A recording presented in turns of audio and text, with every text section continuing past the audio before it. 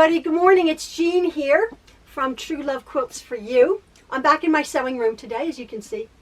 I had made a video yesterday, really putting my emotions out there, and I hope I didn't overshare. I didn't, because I just wanted to acknowledge that if you're new to this, we're going through a transition in our life. We're going to be moving. My video yesterday, I was sort of crying, moving out of our family home. This is an actual little tutorial today. I'm going to get to that, as I do. Little tutorial. 10-minute, 5-minute tutorial, because I can't wrap my head around something big. But I just wanted to say that a lot of people who've commented are going through the exact same thing that we are. And they shared your experiences with us about downsizing, and I kept saying how blessed I am, and I really mean that, because people have had to have life changes because of divorce or death or disease, three dreaded D's, and that's nothing. None of that is factoring into our move here. As you know, we're moving from our large family home into a smaller home. Our children are making it possible for us to be not debt free, but to relieve a lot of burdens from us as we are entering this point of our life. But I wanted to clear something up. Quite a few of them, out of sheer concern, was worried that we are being, this is too quick a decision, because it happened on Monday. And we're moving out of our home for 28 years. And are we being pressured, and don't sell your home? And you have to understand something, a little back history, if you're interested. If not, go somewhere else. Oh, no, not you lovely people. But somebody did say, you talk too much. As you know, I do talk too much. But my friends like me talking. And I was saying that it's not a rash decision. It's a quick decision. And you have to understand something.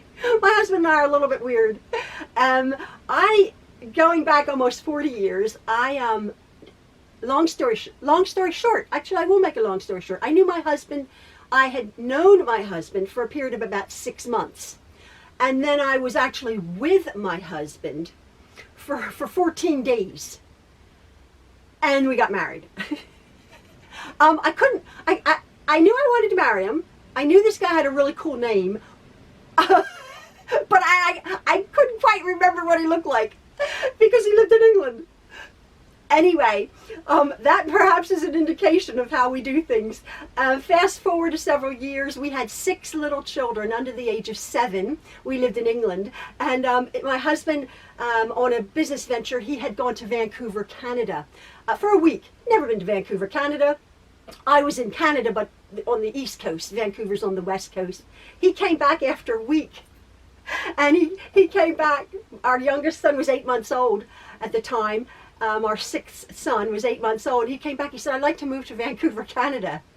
And I'm like, "What's Vancouver, Canada?" It's like 6,000 miles away.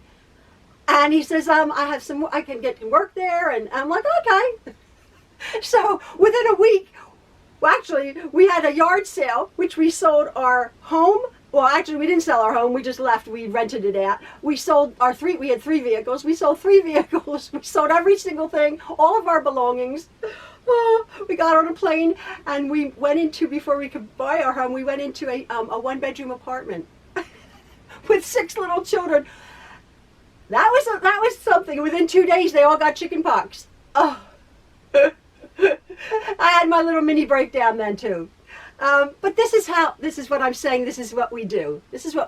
And we just jump in at the deep end. And it all works out. We lived in Canada for several years. And my husband again said, not that he's a gypsy or anything. He always wanted to move to the Philadelphia area where I'm from.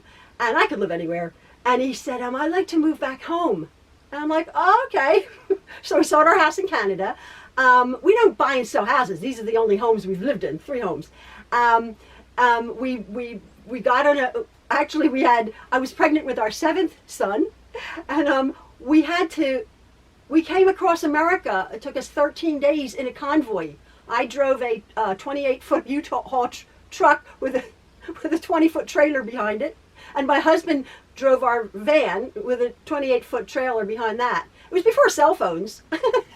We just came across America, one after the other. I was pregnant, little babies, and we made a road trip of it. So I hope you understand we do things sort of big. And as our one son said, you know, we do the deal and then we figure out the details. I'm like, okay, that's how we've done things. And it's interesting because again, on that note, we have 10 children, and as you know, I had been married before, and I knew how not to have children. And as soon as I got pregnant and had my first baby, I said, oh, I'd like to have 10 children. And I'm thinking, and we did. And I'm thinking, who does that? Who does that? The Trueloves do it. It's funny. And we just create situations and then we figure it out. And it's all been good. It's all been good. Anyway, I just wanted to assure you folks that our now venture, even we're older and I'm a little bit more hesitant, is going to be a good thing. It's really going to be a good thing. I'm getting excited. Again, we do things very quickly. Bear with us if you're going to kind of come on our journey with us. I came into my sewing room because my husband says, well, not very soon, but in the next couple, weeks, months, we're going to have to disassemble my sewing room, put everything in totes, get everything over to the new house, because we are going to be repurposing all my shelving unit in my new sewing room. This is awesome shelving. You've seen my shelving before. I love it, love it, love it. So we're going to take my whole sewing room apart. We're going to sort of dismantle it and take it over to my new home, and go from there. And one other thing, somebody had said, you never talk about your daughter. My dear daughter. We have 9 boys, blah, blah, blah, and we have one daughter. She's number 8, and Malia. And Malia is 25 years old, and she's my dearest friend. Don't worry, we don't forget our daughter. In fact, her and her husband right now are on their, I believe, their 40th day of a 72-day trip, 2.5-month trip, to Korea, Vietnam, Thailand, Japan, and China. They have been learning Vietnamese, the language, for the last 3 years, almost 4 years. And they wanted to immerse themselves in the culture of living not as tourists in little villages amongst both Koreans and Vietnamese, because they're learning a little bit of Korean also.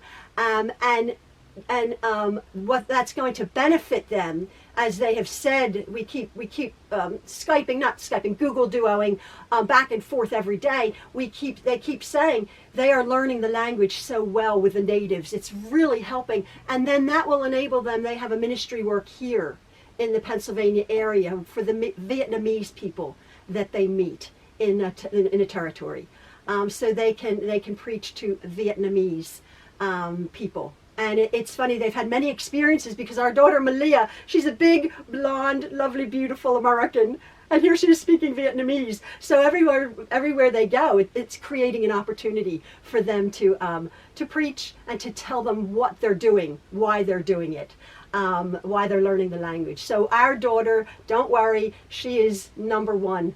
And then, but I always say our boys, because we have so many boys. Anyway, that's that. I'm excited. Maxwell's cool. Everything's good. Don't have to start right this moment. It's all good. I was just looking, I have unfinished projects, as I told you yesterday. I never do.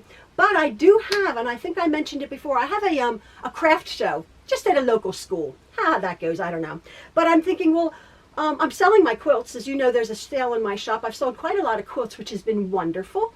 Because they're physically big down in my basement storage room, and I don't want to have to figure them out. So I'm selling my stock.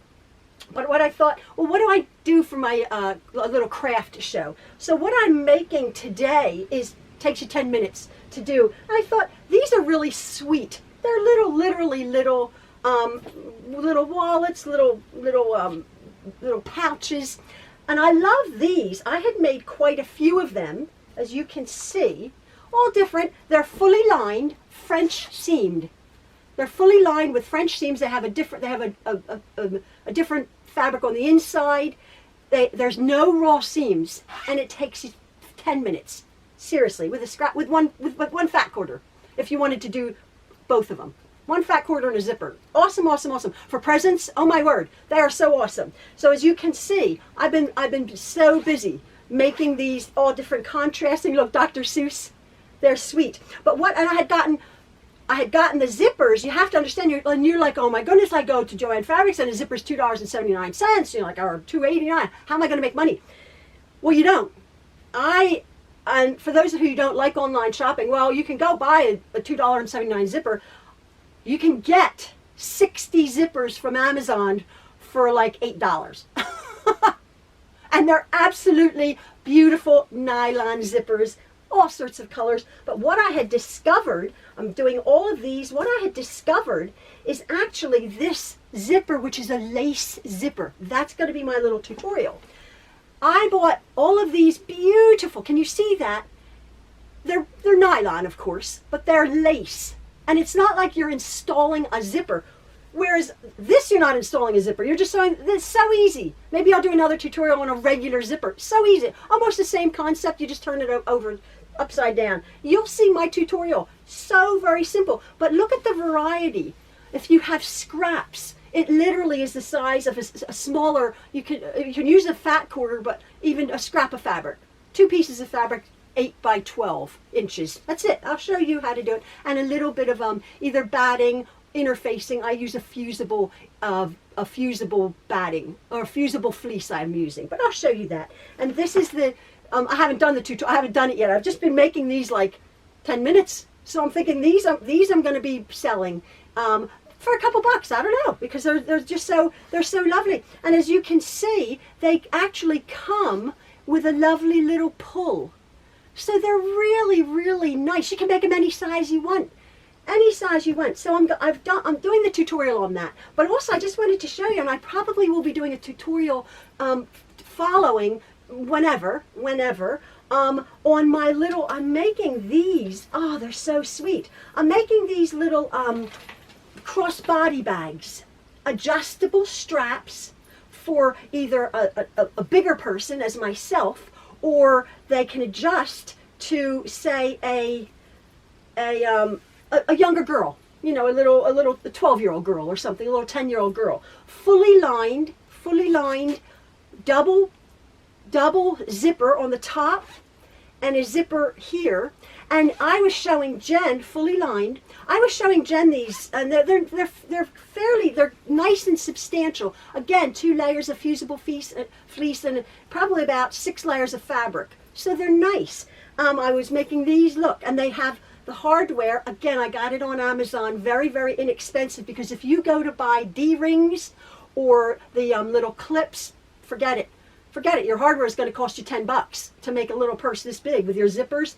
I went online and got these. This is a little ballerina one. I'm not going to show you because again, these don't take me that long. I will be doing a tutorial on these because these are awesome. These ones, I actually used a longer zip, and then I use this, you can't see, but this is you cut the zipper off, and I'm thinking, oh my goodness, you're cutting it off. I actually use the zipper remnants for the little tabs to hold on the D-rings.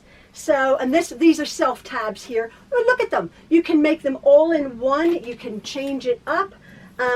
I've done the lovely little ladybugs here. Novelty fabrics, awesome. Jen was looking at them and she said, oh, I love them. They'll do great at school.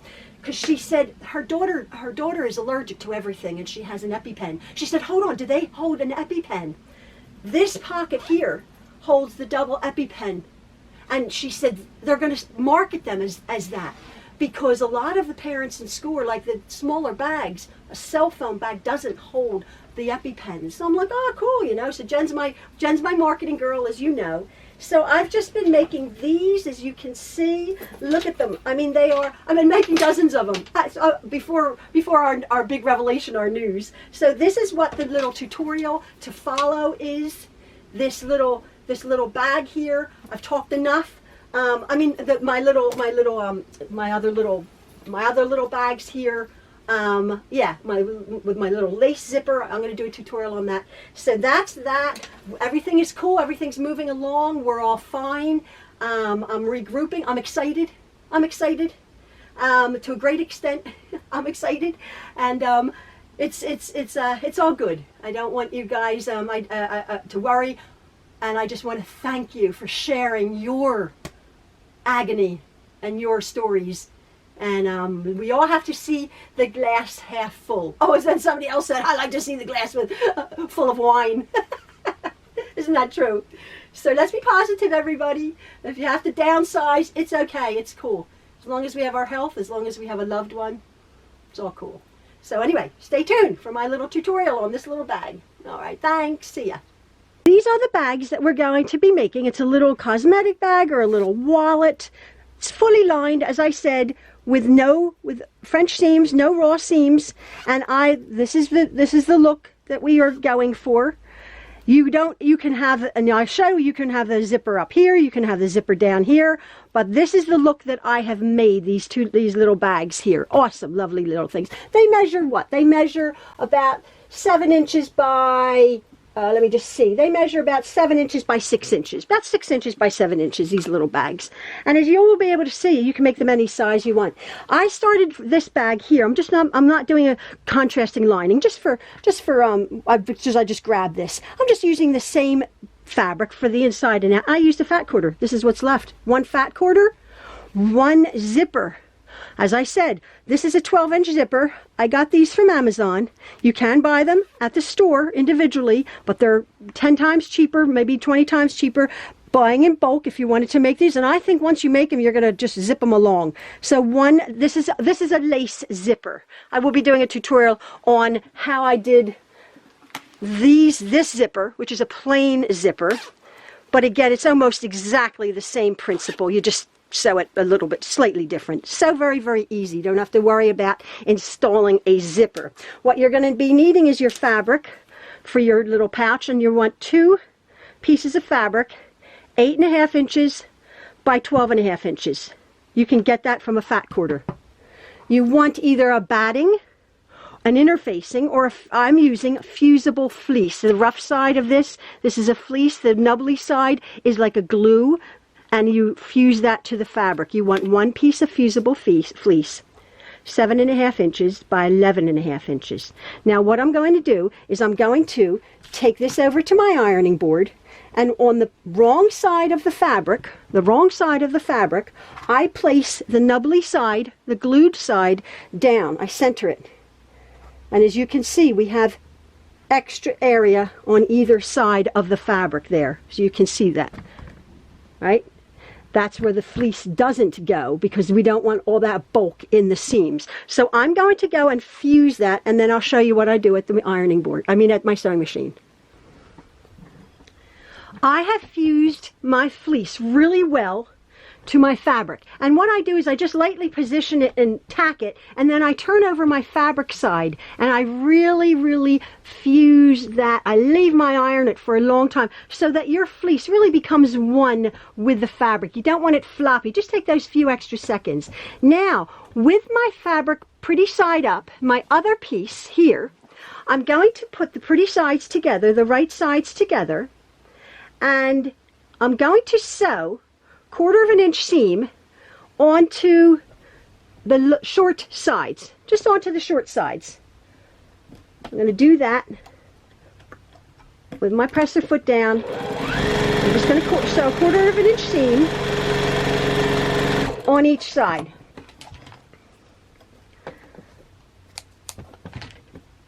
Oh, that's not quite matched. That's all right.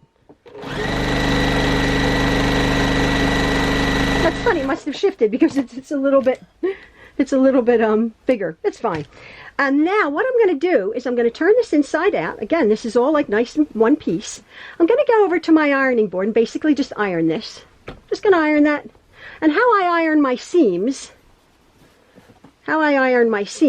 is what I do is I will sort of, here's my seam, I'll sort of come like this, put my seam in the middle, wherever the fabric wants to go, whichever way, doesn't really matter. And this one doesn't really matter because It's, you know, the same fabric. So if you have a lining fabric, you'll be able to see that seam. I iron that one, and then I iron this one here. I iron that one there, press that, and then and that makes it turn really nice on that seams. So I got a nice crisp seam at either end. I'll be right back. So here I am. The seams are nicely, freshly in place on either side. Obviously, if you have a lining and you have a front, you'll be able to tell. This is all the same fabric, but I'm going to deem the fabric, the piece that has the batting on it, as the right side. It doesn't really matter for this because they're both the same. But you obviously, if you have a contrast, you'll have an inside and an outside. So now with my short end here, I'm going to take my zipper and I'm going to place it face up. Face up. My other pouches are faced, these pouches, the zipper's placed face down, but I'll do another tutorial on that. This is so easy because the zipper's done. Now, what I am doing is, this is a 12-inch zip. I leave about an inch and a half here and about 2.5 inches down here. I leave a little bit more on this end. Now, I'm going to be placing the teeth of my zipper sort of on the edge of there. The side of my teeth on the edge of the bag. Because I don't have a presser foot on. I can't be bothered. I don't know where it is. And so I'm just using my 1/4-inch foot, and that's so my zipper doesn't shift. Now I'm just using white thread. You can by all means use I should maybe use a bright yellow thread, but I'm fine with that. So I'm going to just push that under there. I'm going to put my needle down, and for me, just positioning this, my presser foot here is just riding along the edge of this zipper teeth, and I'm just going to catch this edge right there. I'm going to put my presser foot down, and I'm sort of butting my zipper teeth up to the edge of the bag, and it's probably easier with a zipper foot, and I'm just stitching slowly that down to the top edge of this, to the top edge, because obviously with the lace zipper you want to see the lace. Excuse my fingers, they're in the way. And then come right off.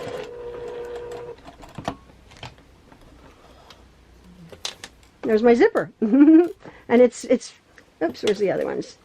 So there we go. Now, what I'm going to do, so there's my zipper. And does it open? Perfect. And you have a finished edge on the inside. Perfect. So now what you're wanting to do is you're going to be turning your zipper again. This would be the inside. You want to turn it to here, to the outside, and look, you can see our bag being made. You see that? Look how simple. But what you're wanting to do now is you probably want to use clips or pins or your wonder clips or whatever those things are. I don't have them. Or pins. But what I'm going to do is I'm going to open up my zipper, and for me, very carefully, because I've cut these edges very straight, that's what I'm looking at. Don't worry about where the zipper's positioned here. You just want to bring this down here. This is where it's going to go. And you're wanting to sort of butt that up there. You're wanting to make sure with your zipper open and your edges matching, I just sort of hold my zipper in place, and I know that that's lovely and flat there, okay? Now, by all means, you guys can now pick that up and put your wonder clips or your pins there. I don't really have to. I know that when my zipper is closed, and my edges are matched up right there, my zipper's going to close with no buckling or no puffing. So I'm going to take this right here and hold it very tightly, flip it over. This is why you need the longer zip, because you wouldn't really be able to get in here. The zipper's open to its very nth degree, and I'm going to do exactly the same thing. I'm going to sort of position that on the edge, the teeth on the edge, and then there you go, it's secured. And I'm just going, as you can see, this is the edge. I'm just going to hold that, again if you have clips, and I'm just stitching that zipper into place, making sure you don't catch the bottom, obviously.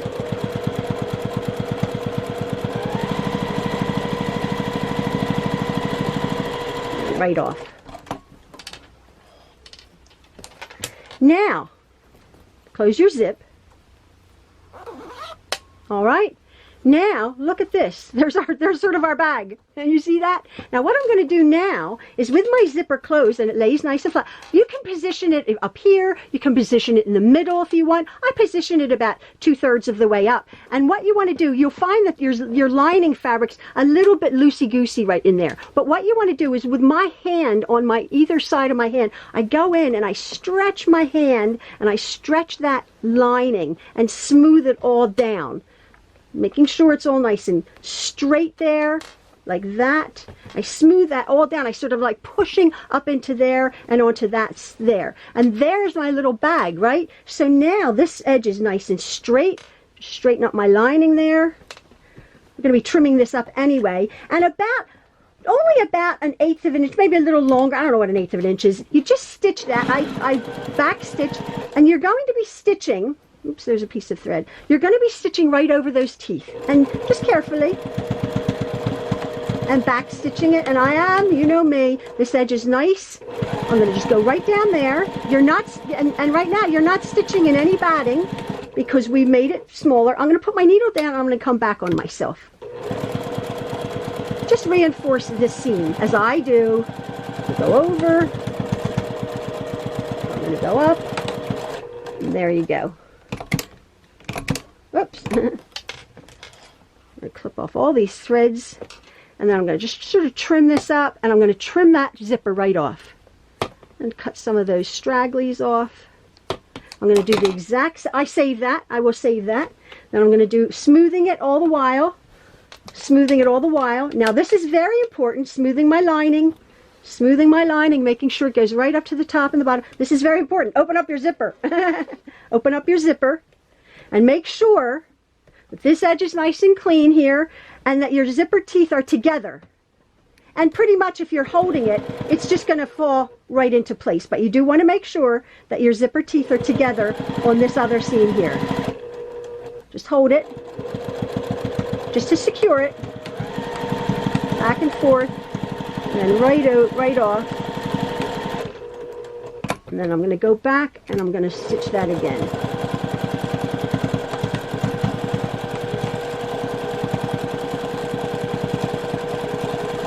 Right off. I'm going to do the exact same thing. Your zipper's been open now, remember. Just trim that off, lovely, all those straggles. Now, what we're going to do is you're going to open your bag and you're just going to poke out these corners here. And if you have another lining, it's going to be really pretty. I just did this, you know, for the tutorial. You're going to poke out those points, and because there's no batting in it, they poke out really nice. You just want a nice sharp point there. Poke it right out. You don't even have to go over to your ironing board. If you wanted to, you can. Your zipper is opened. If you want to take a little pokey stick and really make them nice and pointy, you can. This is the inside of our bag, which has no raw seams. So we're going to do exactly as we did before, making sure it's all nice and straight. Oh, lovely. This is the inside of our bag. Now, what I do is, this is a little bit of a puffy bulk right there. I push that down with my finger. I come up here and go in about a little bit more. You can feel that you're not catching that other seam. I don't know what it would be. A little bit more than 1/4 inch, less than 1/2 inch. But I'm going to hold that puffy zipper together, making sure the teeth are together, going over it and over it, and then coming back down. Yeah, it's fine. Coming back down on my seam. And again, there's hardly any batting there, so it's not real puffy. You may catch a bit of batting, which is fine. And come back. Right on yourself. Trim that seam. Then you're going to do the exact same thing to the other side, making sure that raw edge. You're going to open, now that, you see, now there's my pull. I want to sort of close that just slightly, not all the way, obviously, because we have to turn it inside out. And that's sort of puffy, so I want to just sort of push that down with my finger, find my sort of seam where I'm not going to get those raw edges. The whole point of a French seam is obviously to enclose a raw-edged seam, which is sewn on the outside and then turned to the inside. Turn this around.